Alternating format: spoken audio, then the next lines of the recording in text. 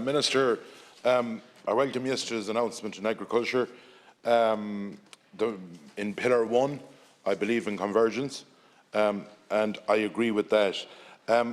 In Pillar 2, there is a lot of concern, Minister, among the communities that deliver leader, that there is a shortfall of about 70 million. This is at a time when communities, and especially the agricultural sector, is stepping up to the mark in relation to climate. And in relation to that, Minister, last Monday, a group of us in the Agricultural Committee went out to Devonish Farm in Meath, and we spent 5 or 6 hours going around that farm, where we looked at how they had measured hedgerows, how they had measured the carbon on the trees, how they had used different types of grasses, and they are actually a carbon neutral farm. And they are one of the main farms of 8 or 9 that's picked throughout the world to basically study all of this by different universities, basically a private entity, to put it simple.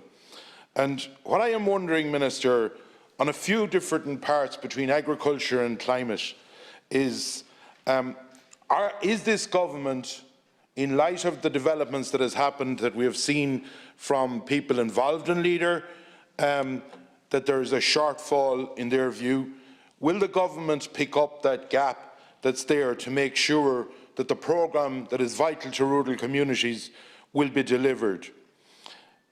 Also, when a private company is able to nail down the likes of what the trees had sequestered, where they put the helicopter over it with the LiDAR system,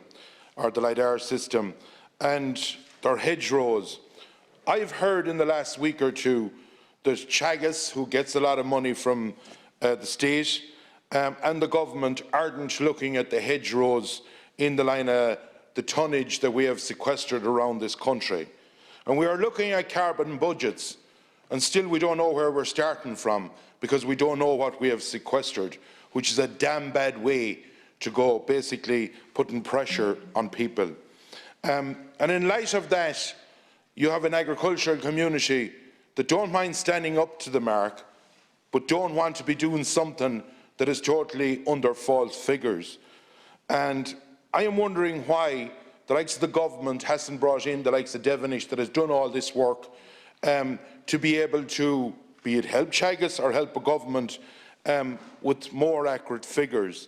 And the last part of my question is in relation to electricity supply and power.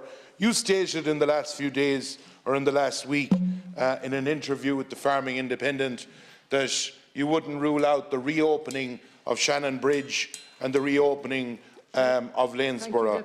And could you elaborate and explain what you mean by that? Thank you very much, Deputy. The two different issues, but I can take the first one. I also visited that farm you mentioned up in Louth, Meath, big difference, last month, and I was very impressed. Particularly, I would say, well, the mapping of the soils and the mapping of what's going on is very impressive. That's hugely impressive. But secondly, similar to what I've seen and heard about from the Lyons Estate, the UCD Agricultural College model farm, that the use of mixed sward grass systems, it's a game changer. It's a game changer because it's more resilient in flood and in drought conditions, because you've got deeper root systems. It's a game changer because you have a significant reduction in nitrogen use, you reduce cost. Game changer, I understood when I was there in September, they'd been able to get their sheep to market about 5 weeks. They were comparing one flock with 6 weeks. One flock which was on the mixed sward, one which was on the normal perennial ryegrass sward. They were 6 weeks quicker to market, which any farmer would know gives you a hell of an advantage. So I absolutely agree with you. It's a good example of how environmental practice, good environmental practice, is going to be good for farming. And knowledge of soil, that's what was key in that farm I got. It's the knowledge of what the soil quality is like, and farming for different soils is going to be key. The CAP plans are, and it's not finalised.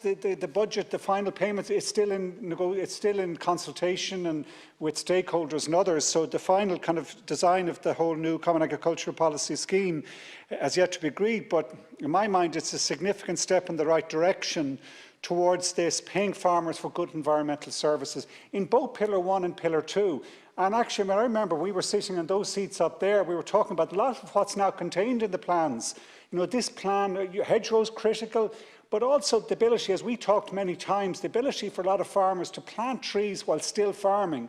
You know, this kind of putting a number of trees per hectare and give a payment, or recognise that as one of the kind of green measures that will allow you meet the necessary payments, is a really good example of how we can meet our carbon budgets, but also improve farming and give farmers payments for that sort of ability they have to be flexible, to know their land best, to know what goes best in the right place, rather than just monoculture, cover the whole farm with a clear fell monoculture forest. Use your smarts and kind of the areas maybe you're not using at the moment, but it'd be good for a bit of forestry. What we talked about is now starting to be paid for. With regard to the leader budget, I don't know the full details, but my understanding the contribution or the allocation within this revised CAP plan is similar to what had been in the previous 7 years. That it isn't a fall, but I'll have to check that and come back to you. And as I said, the final details of the CAP, the actual payments, is still subject to consultation. So it'll be December, I think, before they're completely finalised. I'll come back on the ESP stuff later.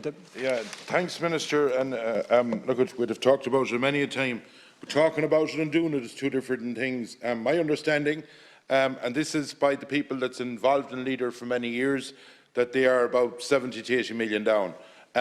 All I want to know is that will the government make up that difference if there is such a deficit? That's all, a very simple, straight question. In the line of hedgerows, and we'd have talked about them over there, I drive every day from Galway, and for every yard of the road, there is plenty of hedgerows right along.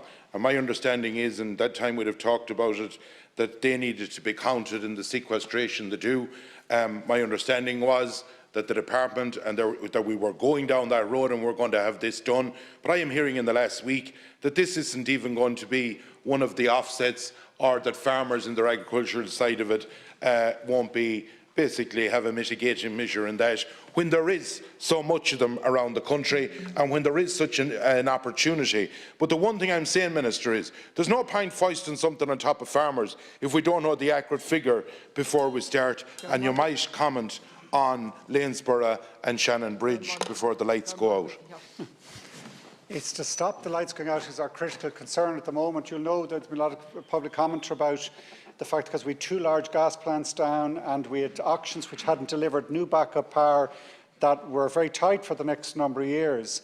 It's in that regard, I understand, I don't think the details are finalised, but in talking to ESB and others, that there is looking at, or we are looking, or they are looking at those 2 stations, former stations, to look to see. I mean, I think one of them already now is starting to introduce or install some of the battery backup systems that will give us the sort of capability to give us that energy security, so that at times when peak hours, you might have that 2-hour peak between 5 and 7 of an evening, that we'll have backup capability to be able to reinforce the grid, keep particularly the voltage and frequency stability on the grid. There's a lot of skills in the Midlands in this in terms of how you manage grids, and I think those 2 stations may well be very critical and very useful in the providing of that backup and system management, system services that electricity systems need now. And it's in that regard I made the comments to the paper 2 weeks ago.